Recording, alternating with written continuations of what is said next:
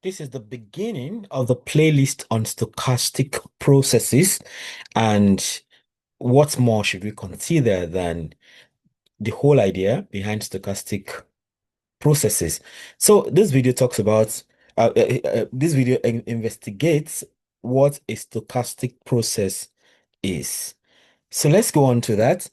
What is a stochastic process, right? A stochastic process is a mathematical model used to describe systems that evolve over time with randomness. If you've been following this channel closely, I did something on dynamical systems, and generally speaking, dynamical systems evolve generally said to be systems that evolve over time, right? And then we saw that we can have deterministic systems where you can always get the same results every time with the same initial condition. But there's also the idea of randomness. So when you have a system that evolves over time with randomness, then you have a stochastic process. So if you can say in a way that a stochastic process is a random dynamical system, if you like, right? So formally, a stochastic process is defined as a collection of random variables indexed by time. For instance, you have a collection of all variables x with respect to time, such that time belongs to a bigger T, where x of t is random variable representing the state of the system at a time. So it could be anything at all. It could be anything, as you're going to find out. And t itself is the indexed set. That is usually time.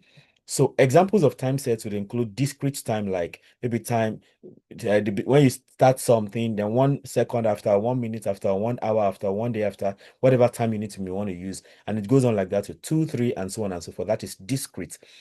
Then you have continuous time, right? Continuous time will be something like from 0 to infinity. So it just goes on like that. So once time zero starts, you just keep moving on like that. So stochastic processes are widely used in finance, in engineering, in operations research, in biology, in physics, and of course, my love, machine learning. So um deterministic versus stochastic systems. I just talked about deterministic versus stochastic systems when we under dynamical systems. So to understand stochastic processes, we first compare deterministic systems and stochastic systems. First of all, a deterministic system produces the same outputs every time given the same initial conditions. So as far as the initial condition is the same, you get the same results every time. It is predictable. And that means there is no randomness, right? A very good example of that would be exponential population growth, where you have P of t equals P naught e raised power RT. So as far as P naught is the same, you get the same results all the time. So P naught is the initial population, which is called the initial condition, right? R is the growth rate, and T is time. And once parameters are known, the future is completely predictable as far as all the parameters remain the same. So you can then write a Python code to demonstrate that. If you have an initial population of 100 and the growth rate is 0.05, you just need to call the formula in 9, and then you have this kind of plot. So it's an exponential population growth. So you have this kind of system. So you have this, all the way like that. So then comparing deterministic systems to stochastic systems now, which is the essence of this whole playlist on stochastic processes. A stochastic system includes randomness. So you have randomness in the mix now when you talk about stochastic systems. Even if the starting condition is known, the future outcome is uncertain. So an example model will be this discrete system x sub t plus 1 equals x of t plus epsilon sub t. So where epsilon sub t is a random variable. So epsilon sub t is a random variable. Each simulation produces a different trajectory. And that is the whole idea of stochastic process. So if you look at this now, so again, we have Python code here to demonstrate stochastic process. So this is an example of a stochastic process. Now, if you take note of what this is right now, if I run this code again, okay, I should have started.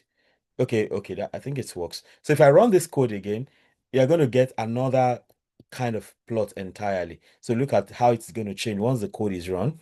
And that is what makes it a stochastic process. So it's not fixed.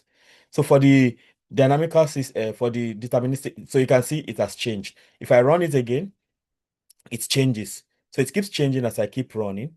And that is the idea of a stochastic process. So even with the same initial condition, you get different results different times. So if I run it 1 million times, I keep getting the different results, right? So whereas when you come to the deterministic system, whatever you have is what you have. If you run it 1 billion times, you get the same results all the time. And that is why we say it is deterministic. So and so this idea of stochasticity, right, is what we are investigating in this whole playlist. So let's look at key differences in these two things we've considered now. So, if you look at the feature of deterministic and stochastic systems, we start with randomness. So, deterministic systems do not have any element of randomness, but stochastic systems have they have randomness present. Predictability, deterministic, they have exact predictability, but for stochastic systems, they are probabilistic. There's no assurance, there's no guarantee of anything. Then the output, the deterministic output will always give you one trajectory, while stochastic system will give you many possible trajectories, like you saw as I kept, running this code. We kept getting different results, right? So if I run it again now, another result will show up. Run it again, another result shows up. So you have different trajectories like that. So an example of deterministic system will be a planet motion, you know, motion of a planetary motion is a very good example of deterministic system because planets follow marked out paths. So they have that fixed path they follow. And then a very good example of stochastic systems would be stock prices. That's an application in finance. That's why when you see the graph of a stock exchange, you see it's all over the place. It's almost chaotic even sometimes. So now we go on to talk about examples of stochastic processes. So stochastic processes appear in many real-world systems, such as stock prices, queuing systems, population dynamics, and random walk. So if you have been to some popular tourist destinations are like maybe to Eiffel, you know, uh, the the highest mountain in Japan. I've forgotten what that is now. Trying to remember. Yeah, I mean, if you've been to some places like that where a lot of tourists go, you can have a queuing system, a queue problem because you have a lot of people, especially in summer, you have a whole lot of people going to all those places. Then, of course, population dynamics is another place where we see stochastic processes and of course random walks. Now, let's talk about stock prices a little bit. So, stock prices, as an example of stochastic systems. Financial markets are classic stochastic systems. Stock prices change due to economic news, investor behavior, market shocks, and random fluctuations. Imagine when a new president emerges, the stock price can go up or down depending on the popularity or some expectations that people might have concerning the president. Or maybe, okay, currently there's this whole issue going on between Israel and Iran, with America, Israel, and Iran, and all of that, and other countries have been brought into it. So things like that will affect stock prices for the most part, like that. So a common mathematical model is the geometric Brownian motion. So look at the geometric Brownian motion. It says the S of t equals mu S of t dt plus sigma S of t dwt. So S of t is the stock price. All right. Of course, talks about the change in stock price, right? So S of t is the stock price. Mu is the expected return, or what we call the drift, and sigma is the volatility, and so W of t is the Brownian motion. Of course, that Brownian motion is what brings in the stochasticity into the system. So, and when you have this kind of situation, so imagine the Python code, you take t to be 252, dt is 1 over 252, mu is 0.1, that's the drift, sigma is 0.2, the volatility, and S naught is the initial stock price, and when you run that, see what you get. And because it is stochastic in nature, right, as we each time we run, we keep getting a different result. So you see another result shows up as you keep running. So it's highly it's probabilistically predictable. So, and then we have queuing systems, right? So for queuing systems model waiting lines, right? Examples include customers waiting in a bank, packets in a computer network, calls in a call center. Most times when you make a call to a call center, you have to wait on the queue, because they are attending to other people until it gets to you. Then you have jobs in a CPU queue, I mean, of course, you don't see what's going on in a central processing unit, right? But then when you that's why sometimes when you have a slow phone or a slow computer, when you make some commands like maybe copy, paste, and everything, those things are queued up. You copy first, then you paste later and everything. So, but if your system is fast, you don't see the lag, but there's a queue going on in that place. So, two important random components will be things like arrival times and service times. Now, the arrival time, how often do people arrive and how fast is the service? Maybe people want to get tickets to go on a boat ride or something. So, how do they arrive and how fast are they attended to? Those are two key things we see in queuing systems. And we're going to look at all this deeply as we move on.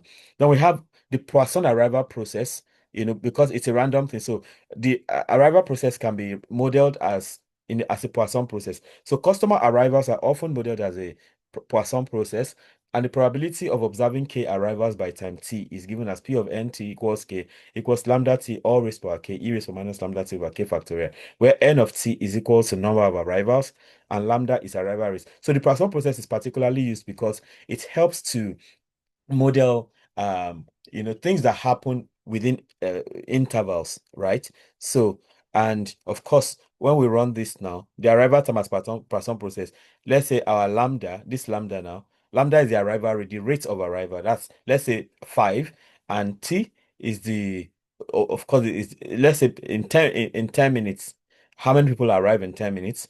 So at this rate, so if you run it, you could get like somebody arrives at 5, somebody comes at minute 4, somebody at 5, 7, 9, 6, 4, 6, 3, 4, 10, and everything just goes on like that. If I run it again, the whole system changes. So you have 3, 3, 5, 7, 2, 6, 5, 4, 6, 3, and all of that. So, okay, these are arrivals now.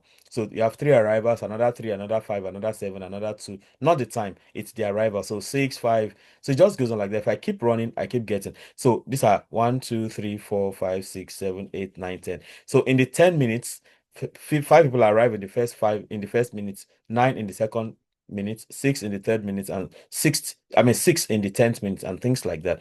And then, of course, if I keep running it, it keeps changing because it is a stochastic process. Now, let's talk about stochastic population growth. So, real populations are affected by randomness, of course, such as environmental change. Real populations are affected by randomness, such as environmental changes. Environmental changes can affect population growth, diseases, food supply, climate variation, and all of that. So a stochastic population model can be written as P sub t plus 1 equals P sub t plus R P sub t plus epsilon t, where epsilon t is modeled, it's normally distributed with mean 0 and deviation sigma squared. So we have a small Python code here to demonstrate that. So if you take t to be 50, and we take the initial population to be 100 and the growth rate is 0.05. So if you follow this stochastic population growth, this is the kind of thing you get. So it's looking deterministic, right? But you can see a bit of randomness, along it as compared to the first graph we saw about that is deterministic. This one, everything is just smooth all the way. But here now, because it's stochastic population growth, we still see some curves, I mean, some bends along the curve, and that talks about the stochasticity of the population growth. And you can see that you have it's usually not in the same place, like the bends are not in the same place in particular, so it just keeps going like that.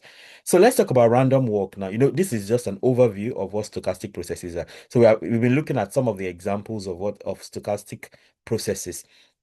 So talking about random walk now, um a random walk is one. Okay, I guess I want to make it bigger, yeah. So a random walk is one of the most important stochastic processes. It forms the foundation for many models in finance, physics, statistics, and machine learning.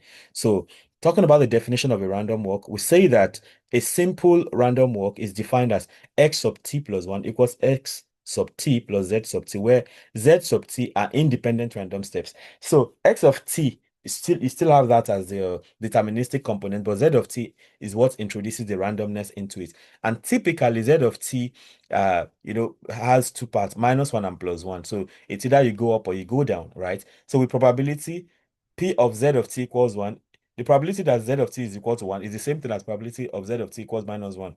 And that means the probability that you go to -1 or 1 is 0.5, like that. And that is the whole idea of random walk. So we can demonstrate random walk using this code.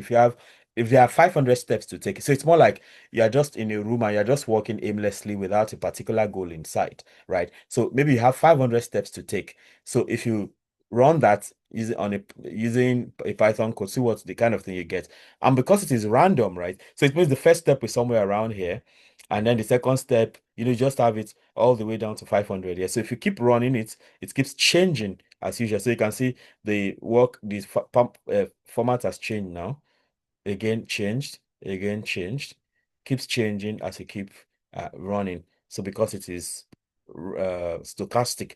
So talking about the probabilities of random walk, the mean, the expected value of xn of the random walk is always 0, and the variance of xn is n. This means that the spread of the process increases with time, basically. Okay.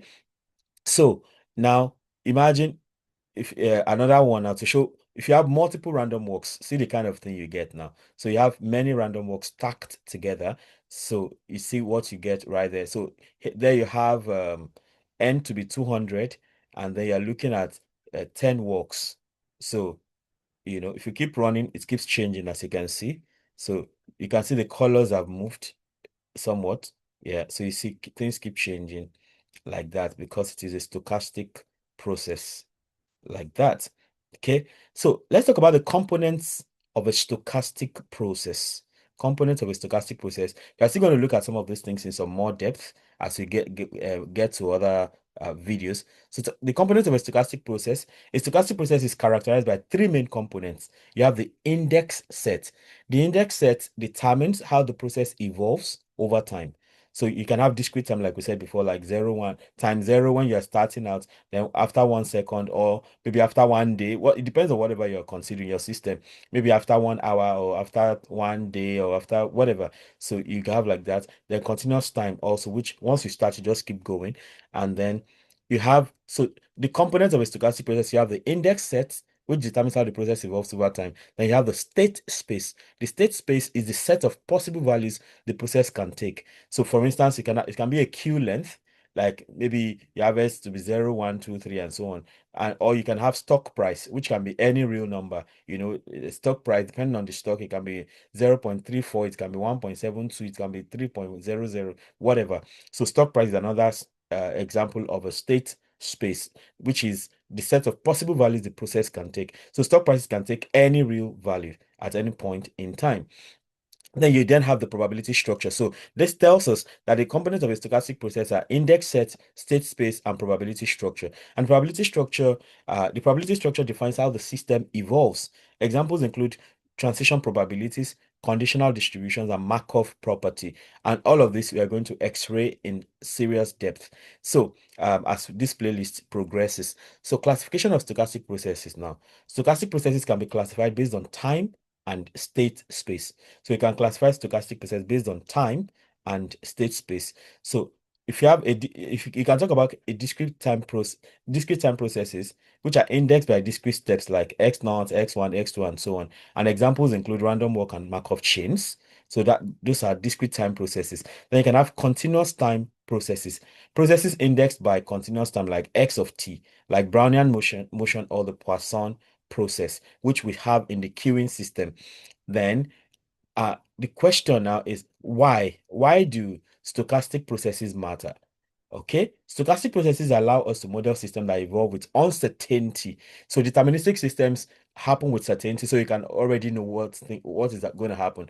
But how do you deal with systems that are uncertain, right? So applications of this will include in areas like finance, where you have stock price modeling, option pricing, in telecommunications, where you have internet traffic modeling, because many things may affect the internet traffic, you know.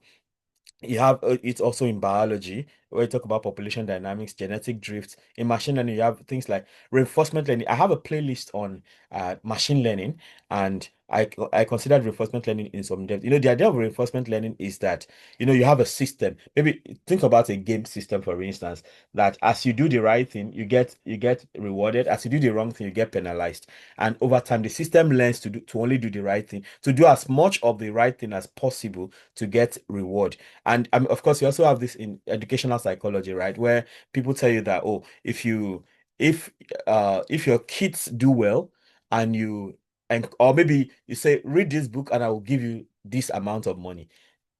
So at the end of the day, kids will tend to want to read more because they are reinforced in doing the right thing. They do the wrong thing, they get punished in some ways, right? So that's the idea right there. So, and then we also have hidden Markov models. So interestingly, I have a research going on currently where we use hidden Markov models to identify uh regime shifts in some systems. Then in physics, we have particle diffusion and thermodynamics like that. In summary, a stochastic process is a collection of random variables indexed by time. So the collection of all x of t such that t belongs to t, and the key ideas: stochastic systems evolve randomly. Outcomes are described probabilistically. Many real-world systems are stochastic.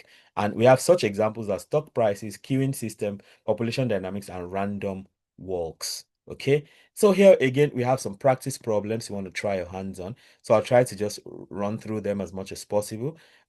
Solve the following problems. They cover the main ideas introduced in this lesson: deterministic versus stochastic systems, stock prices, queuing systems, population growth, and random walks. So define the stochastic process. Explain what is meant by the expression this. Of course, the stochastic process is a is a system that evolves over time with uncertainty. So the thing now, so it's more like a dynamical system that now has an uncertainty element to it. So explain what is meant by the expression collection of x of t. Of course, it is basically things happening over time. And describe the rules of x of t and t. X of t is the state and t is the time, right? Explain the difference between deterministic and stochastic. Deterministic, you have a fixed, as far as the initial condition remains the same, you know what is going to happen. But for a stochastic system, whatever the initial, if fix the initial condition and run the system several times, you cannot be sure what is going to happen. So you can only probabilistically guess what is going to happen. Then consider the deterministic model of this. Explain why this model is deterministic and identify all parameters. Of course, there's no stochasticity attached to it. Basically, P naught is the initial population, R is the growth rate, and T is time. P of T is the population at any time T. Then describe a two reward system that are best models stochastic processes and explain why randomness must be included. Of course, stock price, population, and things like that. So yeah, so you want to try your hands on all these interesting questions. So to be sure you really get the gist, right?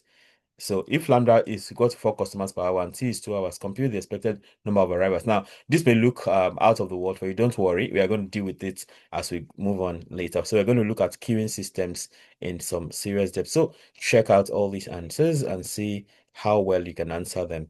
Okay. Yeah, so with this, we come to the end of this interesting video, the very first video on stochastic processes, where we have x-rayed what stochastic processes are. Let me know how. Don't forget to try your hands on the questions, like I've suggested already. Don't forget to do that. Let me know how helpful this is for you. And if there's something else you'd like me to try out, feel free to let me know. If you have subscribed to this channel already, I thank you very much for doing that. And if you have not, what are you waiting for? Go ahead, subscribe, hit the notification bell so that you can always get alerted each time a new video is released. You can also become a member of the channel by clicking on join. That gives you special privileges like getting to see some videos first before other people, or being the only one to see certain videos because you have that special position of a member of the channel. Ultimately, don't forget to comment, like, share so that more people can have access to the great content I have going on here. Till I come your way again, keep doing maths right. Bye.